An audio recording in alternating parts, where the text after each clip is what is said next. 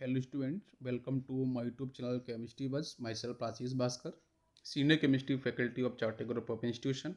बच्चों हम लोग इस लेक्चर के अंदर डिस्कस करने वाले हैं हाइलाइट्स ऑफ फॉस्फोरस पे, जिसमें से सबसे फर्स्ट आपका जो फॉस्फोरस का जो हाइलाइट्स इंपॉर्टेंट है, this is a phosphorus try chloride. Phosphorus try chloride, ठीक है ओके। तो बच्चों इंपॉर्टेंट है आपका फॉस्फोरस ट्राई क्लोराइड, जिसका आपका मॉलिक्यूलर फॉर्मूला होगा PCl3।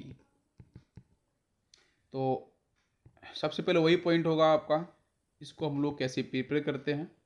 तो प्रिपरेशन बेटा सबसे पहले बात कर लेते हैं इसको। ये जो रिएक्शंस आपके ऑलरेडी हो चुकी हैं, अगर आपको पता होगा, हम लोगों ने जब लेक्चर डिस्कस कर रहे थे लाइव सेशन, तो वहाँ पे डिस्कस किया था कि आपका जो थायोनाइल क्लोराइड है, इंपॉर्टेंट बेटा कंपाउंड कौन सा है, थायोनाइल। Thionyl chloride. तो थायोनाइल में बेटा, थायो का मतलब बेटा सल्फर से रिलेट किया जा रहा है। तो थायोनाइल क्लोराइड आपका रहता है SOCl2। This is thionyl chloride, आप दिमाग में बिठा लो इसे। तो थायोनाइल क्लोराइड के साथ हम एक्ट करते हैं बच्चों व्हाइट फॉस्फोरस को। किसको करते हैं? व्हाइट फॉस्फोरस को। तो व्हाइट फॉस्फोरस के साथ अगर आप कंबाइन करते हो थायोनाइल क्लोराइड को, तो बच्चों यहाँ पे लिटिल बिट हम हीटिंग कर देते हैं, तो रिएक्शन का रेट बढ़ जाएगा।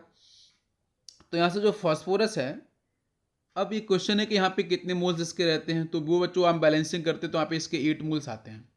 तो फॉस्फोरस तो बच्चों क्लोरीन के साथ कंबाइन हो जाता है, तो यहाँ से बनाता है PCl3, वो भी 4 मोल्स के साथ। प्लस SO पार्ट बेटा ये SO2 में कन्वर्ट हो जाता है, और प्लस आपको मिलता है H2Cl2। तो ये भी जो रिएक्शन है, ये प्रीवियस ईयर के जो क्वेश्चन हैं वहाँ पे आपको देखने को मिल जाएगी, ठीक है, PCl3 को लेके। तो ये रिएक्शन आपके लिए बहुत इंपॉर्टेंट है, इसको ध्यान रखना, ठीक है। नेक्स्ट रिएक्शन की बात करते हैं, लेबोरेटरी मेथड, ठीक है। तो जो लैब मेथड है, उसमें भी हम व्हाइट फॉस्फोरस को हीट करते हैं, बट कीप इन माइंड कि हम लोग ड्राई क्लोरीन को के साथ करते हैं। तो मतलब ये आपका P4 हो गया, and 6 moles of dry chlorine के वेट हम कराते हैं circulation. This is symbol of circulation. इसको हम कराते हैं ड्राई क्लोरीन का सर्कुलेशन। अगर ड्राई नहीं हुआ तो फॉस्फोरस बच्चों हाइड्रोलिसिस कर जाएगा, तो फिर प्रोडक्ट कुछ और बन जाएगा। लेकिन जिसका हम ड्राई प्रोसेस कराते हैं, मतलब हम ड्राई सर्कुलेशन कराते हैं क्लोरीन गैस का, तो 6 मोल्स, तो यहाँ से आपको वहाँ से मिलता है 4 मोल्स ऑफ PCl3, ठीक है। This is dry Cl2। इसका हम सर्कुलेशन कराते हैं, तो फिर यहाँ से आपका आंसर इजीली फॉर्म हो जाता है। क्लियर हो गया? अच्छा, इसके बाद नेक्स्ट हम बात करेंगे, नेक्स्ट हम बात करने वाले हैं बच्चों इनकी प्रॉपर्टीज़ पे। तो प्रॉपर्टीज़ में पहली बात कर लेते हैं, ये बच्चों PCl3 आपका रहता है लिक्विड फेज में, फर्स्ट पॉइंट, ठीक है, और कलरलेस, ठीक है। It is a colourless liquid, ठीक। जहाँ पे लिक्विड है तो मतलब इसका बॉइलिंग पॉइंट भी कुछ होगा। तो बॉइलिंग पॉइंट बच्चों इसका होता है 349 केल्विन, ठीक है। और फिर इसका फ्रीजिंग पॉइंट भी डिफाइंड होगा। तो फ्रीजिंग पॉइंट की वैल्यू होती है बच्चों 161 केल्विन।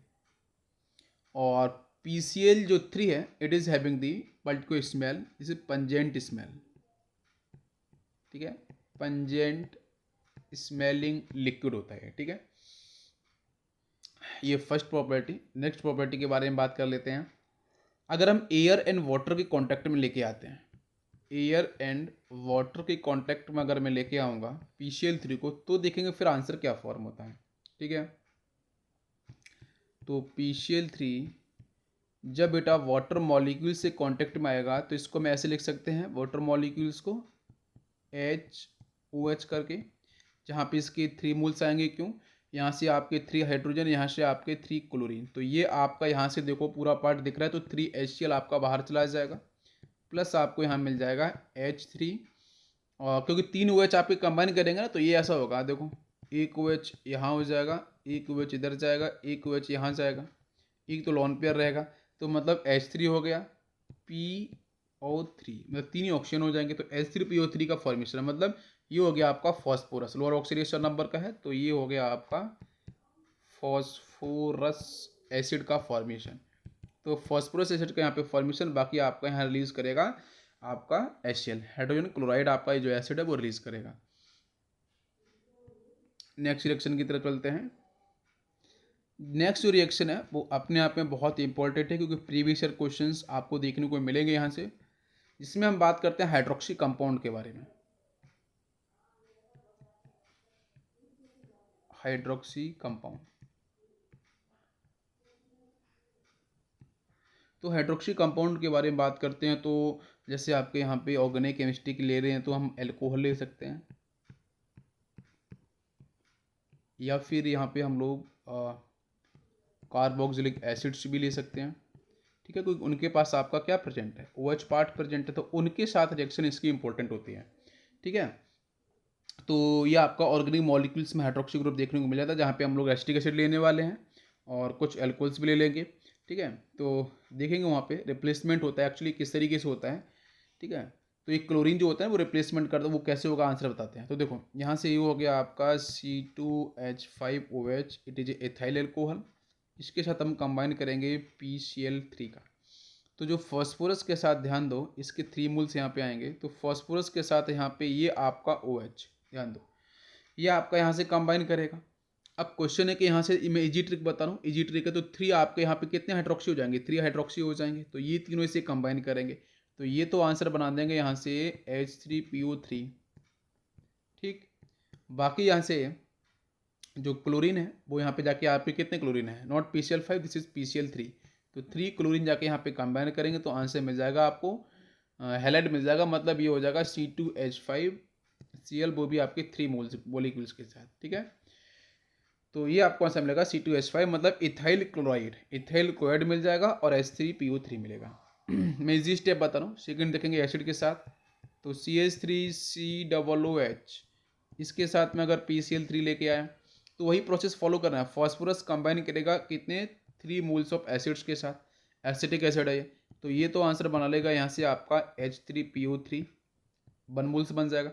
बाकी ये जो क्लोरीन है वो जाके यहाँ पे कंबाइन कर जाएंगे, तो यहाँ से आपको मिलेगा एसिड का एक डेरिवेटिव मिल जाएगा, और वो डेरिवेटिव आपका यहाँ से हो जाएगा CH3C++ONCl, मतलब एसिटिक क्लोराइड, वो भी 3 मोल्स एसिटिक क्लोराइड का फॉर्मेशन कर लेगा। एसिटिक क्लोराइड का यहाँ से हो जाएगा आपका फॉर्मेशन। क्लियर हो गया? यस, तो हम जनरली ये जो आपका यहाँ पे जो PCl3 है, इसलिए हम PCl3 का यूज करते हैं। अगर आपने ऑर्गेनिक केमिस्ट्री में पढ़ा होगा तो जो हम हेलोजन जो हम बात करते हैं एल्काइल हैलाइड जो फैमिली की बात करते हैं, उनकी जो प्रिपरेशन की बात करते हैं from acid and from alcohol, both are the hydroxy derivatives, तो वहाँ से हम आसानी से ये हम कंपाउंड का फॉर्मेशन कर सकते हैं, आपके हैलाइड कंपाउंड का फॉर्मेशन कर सकते हैं। क्लियर है?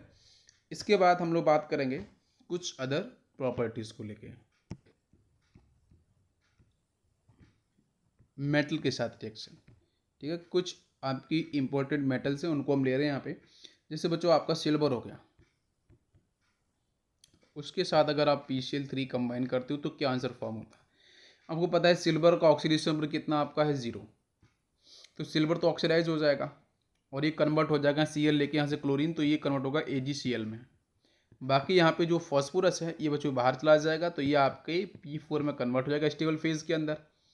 बस इसको बैलेंस करना है, तो बैलेंस करना है तो यहाँ पे आपका जो सिल्वर रहेगा, सिल्वर के बच्चों यहाँ पे हम 12 मोल्स लेते हैं, PCl3 की बात करते हैं तो इसके 4 मोल्स हो जाएंगे, और यहाँ से फिर ये 12 मोल्स AgCl फॉर्म हो जाएगा, P4 आपका ये फॉर्म हो जाएगा। अगर मैं यहाँ पे बात करता हूँ PCl3 के साथ सोडियम को लेके, तो सोडियम के यहाँ पे हम 6 मोल्स लेते हैं, तो फिर यहाँ से 3 मोल्स ऑफ NaCl, Na जाएगा आपके क्लोरीन के साथ, NaCl का फॉर्मेशन कर लेगा, प्लस यहाँ से मिल जाएगा आपको Na3P, मतलब ये फॉस्फाइड का फॉर्मेशन आपको यहाँ पे देखने को मिलेगा। बट रिएक्शन खास इंपॉर्टेंट है नहीं, बट एक बार आप इसको ध्यान रखो। ठीक है, अगर आती हैं कभी तो आप इनको कर पाओगे। नेक्स्ट हम बात करने वाले हैं रिड्यूसिंग नेचर को लेके, ये इंपॉर्टेंट है आपका। तो इसमें आपको पता है PCl3 वो PCl5 में जाना चाहेगा, क्योंकि आपको पता है PCl3 में फॉस्फोरस का ऑक्सीडेशन नंबर कितना आता है। आपको यहाँ पे अगर निकालोगे तो क्लोरीन का ऑक्सीडेशन नंबर अधिक है, तो वो आपको +3 मिलेगा, लेकिन +5 में जाना चाहेगा वो, तो इसलिए जो PCl3 है वो PCl5 में जाता है। लेकिन उसके सामने क्या होना चाहिए, कोई क्लोरीनेटिंग कंपाउंड होने चाहिए। तो जैसे अगर मैं बात करूँ यहाँ पे PCl3 जिसको PCl5 में जाना है, तो मैं लेके आता हूँ H2Cl2, ये इसे कंबाइन करेगा तो ये कन्वर्ट कर लेगा बेटा PCl5 के अंदर, यहाँ से क्लोरीन ले लेगा, ठीक है। और फिर यहाँ से आपको सिर्फ क्या मिलेगा वो बताओ, यहाँ से आपको मिल जाएगा कंपाउंड होगा, इसकी 3 मोल्स हम लेते हैं तो ये मिल जाता है 2 मोल्स ऑफ PSCl3, ठीक है। तो बस ध्यान दो, ये PCl3 का PCl5 में जो आपका यहाँ पे ऑक्सीडेशन हुआ है उसके लिए जो इम्पोर्टेंट कंपाउंड है वो इम्पोर्टेंट है आपके लिए, ठीक है। यहाँ से क्वेश्चंस बनता है, तो सिर्फ ये पूछ सकता है, तो आप लोग इसे कर सकते हो। नेक्स्ट हम बात करते हैं रिएक्शन में PCl3 के साथ बेटा मैं ऐड कर देता हूँ SOCl2, तो इसे भी आप दे सकते हो, इट इज ऑल्सो क्लोरीनेटिंग एजेंट, मतलब यहाँ से क्लोरीन से मिलेगा तो ये तो कन्वर्ट किस में हो जाएगा PCl5 के अंदर। नेक्स्ट मिलेगा POCl3 और नेक्स्ट मिलेगा आपको PSCl3, तो इसके बारे में नहीं पूछेगा, इसके बारे में नहीं पूछेगा, सिर्फ इसके बारे में पूछेगा। तो यहाँ से रिएक्शन स्टार्ट करके यहाँ तक फिनिश कराएगा, बस इतनी आपके लिए इंपॉर्टेंट है, ठीक है। कुछ और भी रिएक्शन हम देख सकते हैं, जैसे PCl3 के साथ SO2, ठीक है। तो उस केस में आपको अब आपको यहाँ पे सोच रहे हो कि PCl5 मिल जाएगा, तो आंसर गलत हो जाएगा। तो जो यहाँ पे सॉरी दिस इज SO3, हम SO3 ले रहे हैं, ठीक है, SO3। तो SO3 की बात करें तो यहाँ पे इसका जो ऑक्सीडेशन में कितना होगा बच्चों, +6 हो जाएगा। तो ये बच्चों करता है रिड्यूस, ये कन्वर्ट होता है SO2 के अंदर, मतलब यहाँ पे इसका +4, ये आपका रिड्यूस कर चुका है। बट जो PCl3 है, PCl3 बच्चों हो जाता है ऑक्सीडाइज और ये कन्वर्ट होता है POCl3 के अंदर, ठीक है। इसका ऑक्सीडेशन हम निकाल पाओगे। नेक्स्ट हम बात करेंगे PCl3 के साथ अगर मैं लेके आता हूँ SO2Cl2, तो आंसर क्या बनेगा। तो इस केस में बच्चों जो PCl3 है ये क्लोरीन को ले लेगा यहाँ से, तो ये कन्वर्ट कर लेगा अपने आप को PCl5 के अंदर, और यहाँ से बाकी आपको मिल जाएगा SO2 गैस। SO2 आपका यहाँ चला जाएगा, तो SO2 गैस आपकी यहाँ से हो जाएगी रिलीज। तो ये आपके इंपॉर्टेंट रिएक्शन है। इनके बाद बच्चों नेक्स्ट हम डिस्कस करने वाले यहाँ पे नॉन मेटल्स के साथ कुछ इंपॉर्टेंट रिएक्शन है, उसको हम डिस्कस करेंगे। तो इसमें हम फर्स्ट रिएक्शन लेते हैं PCl3 direct combined with chlorine, answer सीधा मिल जाएगा आपको PCl5, सिंपल सा आंसर है। नेक्स्ट मैं बात करूँ PCl3 when combined with oxygen, इसके 2 मोल्स यहाँ पे आएंगे, तो ये कन्वर्ट होता है बच्चों 2 मोल्स ऑफ POCl3 के अंदर। नेक्स्ट PCl3 के साथ अगर बच्चों मैं कंबाइन करता हूँ सल्फर, तो फिर यहाँ से मिलता है PSCl3। इसमें से इंपॉर्टेंट कौन कौन से वो देख लो, फर्स्ट एंड सेकंड ये आपके लिए इंपॉर्टेंट है, लास्ट इंपॉर्टेंट नहीं है, ठीक है, उसको हमने क्रॉस पहले ही कर दिया। लेकिन अब जो नेक्स्ट रिएक्शन है वो इंपॉर्टेंट है। अगर बच्चों में यहाँ पे कॉन्सनट्रेटेड H2SO4 के साथ अगर मैं PCl3 को हीट करता हूँ, आपको पता है H2SO4 बेटा कॉन्सनट्रेटेड है, तो क्या कैसे काम करेगा आपको पता है, यहाँ पे स्ट्रॉन्ग ऑक्सीडाइजिंग एजेंट की तरीके से काम करेगा, वो तो आपको क्लियर है, ठीक है ना। तो जो PCl3 है, PCl3 तो बच्चों डेफिनेटली ऑक्सीडाइज करेगी ही, लेकिन क्या बनेगा प्रोडक्ट वो इंटरेस्टिंग है। तो यहाँ से जो प्रोडक्ट बनता है वो जो होता है HSO3Cl, ठीक है। दिस इज कॉन्सेंट्रेटेड H2SO4, इसका नाम देखो बच्चों से chloro sulphuric acid, this is chloro sulphuric acid, इसका नाम होगा, ये आपका कंपाउंड फॉर्म होगा। इसके बाद बच्चों यहाँ से बाकी आपको मिलेगा नेक्स्ट HPO3 भी मिल जाता है, बिल्कुल ऑक्सीडाइज हो चुका है ये, और मेटा आपको एक एसिड मिल गया। नेक्स्ट आपको यहाँ से SO2 गैस पे कोई सल्फ्यूरिक एसिड है, तो मतलब SO2 गैस भी आपकी रिलीज होगी, एज वेल एज आपको स्मॉल अमाउंट में क्या होगा HCl का भी करेगा ये फॉर्मेशन।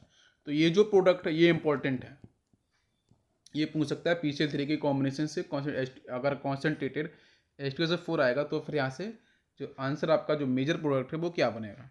और सेकंड SpO3 ये भी आपको पूछ सकता है, तो उसको थोड़ा सा आपको ध्यान रखना है। यस। इसके बाद नेक्स्ट हम रिएक्शन की बात करेंगे। PCl3 when combine with stannic oxide. Stannic oxide का मतलब SnO2, ये भी प्रीवियस ईयर का ही क्वेश्चन है। Stenik oxide, this is Stenik oxide, ठीक है। तो इसके साथ रिएक्शन परफॉर्म करेगी, तो यहाँ से आपको आंसर मिल जाएगा SN जाएगा Cl के साथ, तो ये बनाएगा SnCl2 प्लस बाकी मिलेगा SnCl4, ठीक। यहाँ पे इसके 4 मोल्स होते हैं PCl3 के, 5 मोल्स होते हैं SnO2 के, तो यहाँ से 4 मोल्स मिल जाएगा आपको SnCl2 और SnCl4 भी मिलेगा, दोनों मिलेंगे आपके, प्लस आपको मिल जाएगा P4O10, ठीक है। ओके, तो ये आपको रिएक्शन है, इसको आपको ध्यान रखना किस तरीके से प्रोसीड हुई है। नेक्स्ट हम बात करते हैं इसके PCl3 के स्ट्रक्चर के ऊपर। तो वो तो सिंपल है आपका, फॉस्फोरस के पास 5 इलेक्ट्रॉन्स, 3 क्लोरीन है, तो क्लोरीन बेटा हाइड्रोजन सिंगल बॉन्ड से अटैच होते हैं, तो इस तरीके से एक आपका बचेगा लोन पेयर, ठीक है। ये हो गया इसका स्ट्रक्चर। इसके बाद हम बात करते हैं PCl5 की तरफ। तो नेक्स्ट इसका जो बेटा फॉस्फोरस का हैलाइड है, it is PCl5। PCl5 phosphorus pentachloride. तो इसकी सबसे पहले हम बात कर लेते हैं प्रिपरेशन को लेकर, इसको हम लोग किस तरीके से लेबोरेटरी में प्रिपेयर कर सकते हैं। तो पहले तो हम जनरल मेथड की बात कर लेते हैं, फिर लेबोरेटरी मेथड तो बेटा बहुत क्लियर है। क्या, क्लोरीन जो गैस है ना वो ड्राई होनी चाहिए, उसको आप क्या कराओ PCl3 से पास करा दो।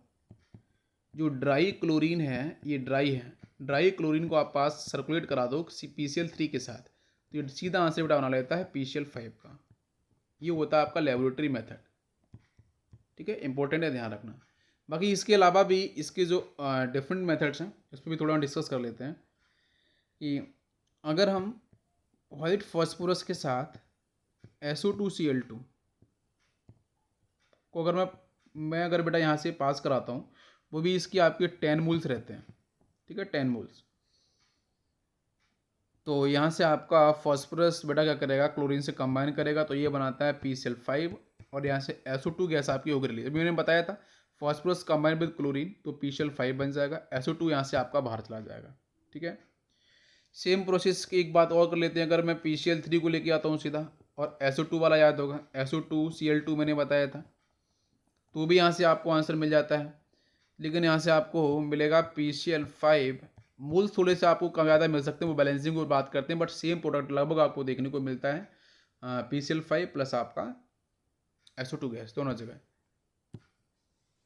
नेक्स्ट हम बात करेंगे यहाँ पे इसकी properties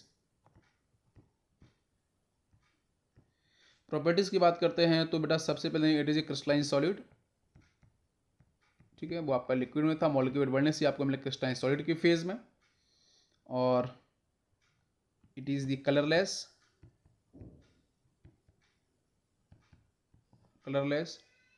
and having the particular pungent smell,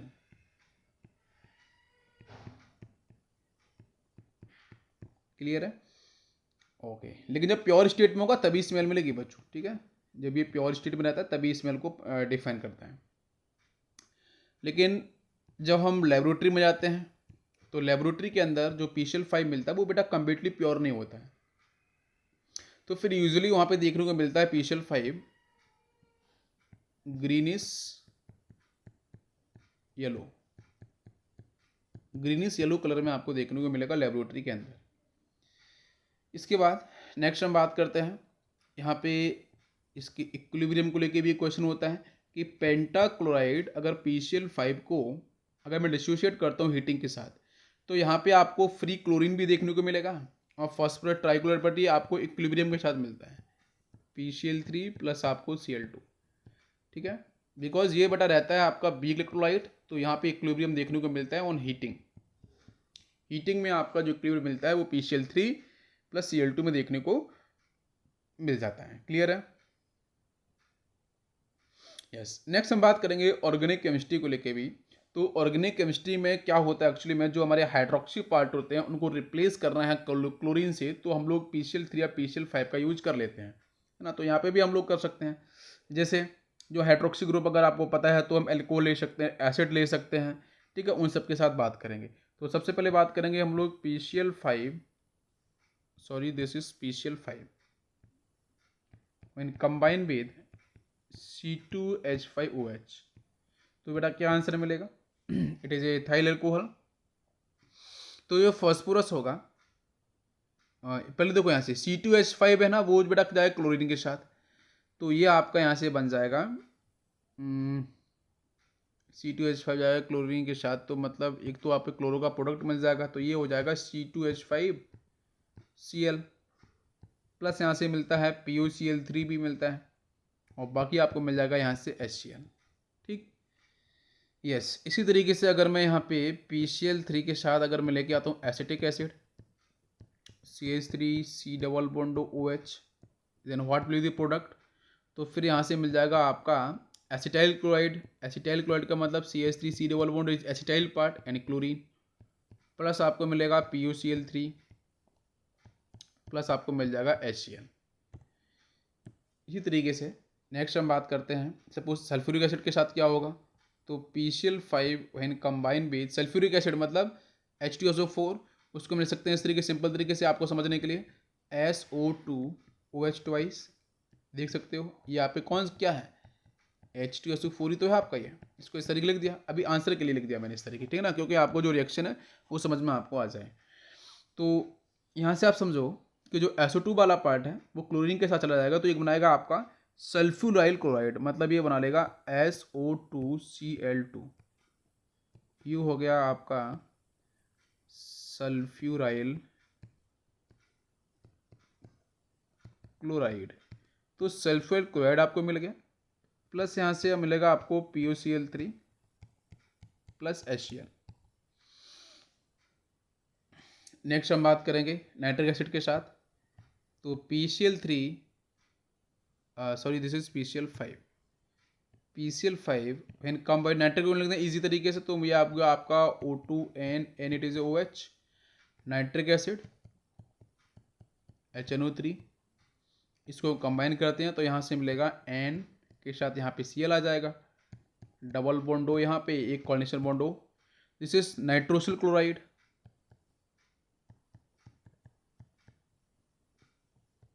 nitrosyl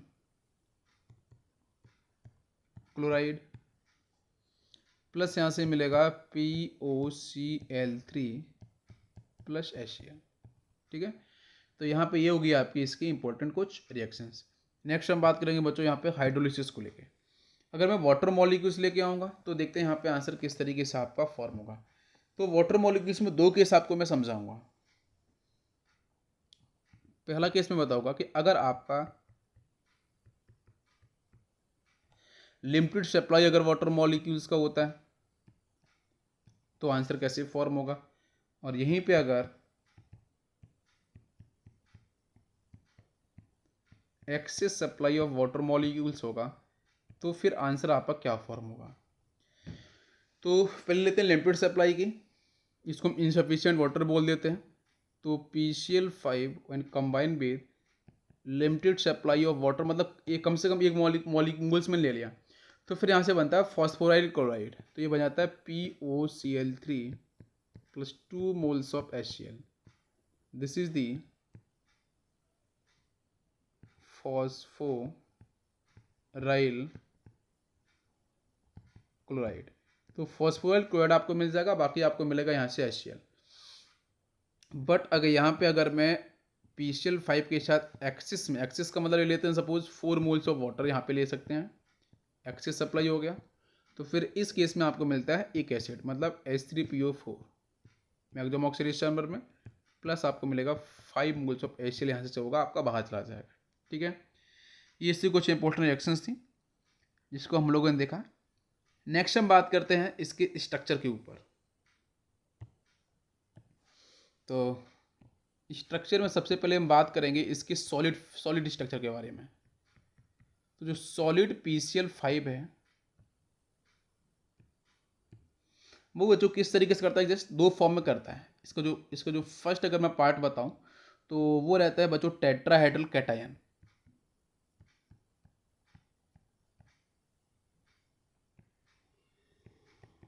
tetrahedrally cation, और जिसमें हम देख सकते हैं PCl4 पॉजिटिव पार्ट, और इसका जो सेकेंड इसी में पार्ट रहता है it is octahedral anion, octahedral anion, और वो होता है बच्चों PCl6 माइनस। ठीक है, तो अगर आप इन तो जब मैं बात कर रहा हूँ सॉलिड PCl5 के बारे में, तो आपको इस तरीके से कैटायनिक और एनायनिक फेज में देखने को PCl5 मिलेगा। क्लियर हो गया? यस। अब इसके बाद मैं नेक्स्ट स्टेप की बात करूँ, अगर आपको ये वेपर फेज में मिल रहा है, वेपर स्टेट के अंदर अगर मैं PCl5 की बात करूँ, ठीक है, तो उस केस में ये बच्चों आपको इसका जो नॉर्मल स्ट्रक्चर है वो आपका रहता है phosphorus, chlorine, chlorine and chlorine and chlorine, ये कुछ इस तरीके से आपका कंबाइन रहता है। ठीक है, ये आपकी वेपराइज्ड फॉर्म है पेंटाक्लोराइड की। और यहाँ पे अगर मैं इसके इन स्ट्रक्चर की बात करूँ, टेट्राहेड्रल कैटायन के बारे में बात करूँ, तो ये कैसे बनेगा, मतलब ये फॉस्फोरस से क्या होगा, 4 क्लोरीन है तो 1 2 3 एंड 4, इस पे चार्ज कितना हो जाएगा -1। और ये मैं ऑक्टाहेड्रल एनायन के बारे में बात करूँ, तो ये आपका फॉस्फोरस के साथ 1 2 3 4 5 एंड 6, ये कुछ इस तरीके से आप पे कंबाइन होंगे। टोटल चार्ज के बारे में बात करेंगे तो ये आपका हो जाएगा positive, sorry this is negative. ठीक है, यहाँ पे ये पॉजिटिव होगा, ये कैटायन है, ये एनायन है, तो आपका यहाँ पे नेगेटिव। तो ये ऑक्टाहेड्रल फॉर्म है आपकी, जिसको बोलते हैं हेक्साक्लोरोफॉस्फेट, इसको बोलते हैं टेट्राक्लोरोफॉस्पेनियम, पॉजिटिव है ना, इसको बोलते हैं फॉस्फोनियम, दिस इज टेट्राक्लोरोफॉस्पोनियम, इसको बोलते हैं दिस इज हेक्साक्लोरोफॉस्फेट।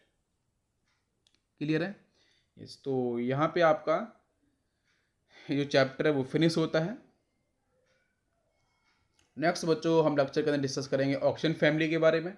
ठीक है, तो आज इसको यहीं फिनिश करते हैं। Thank you, thanks for watching.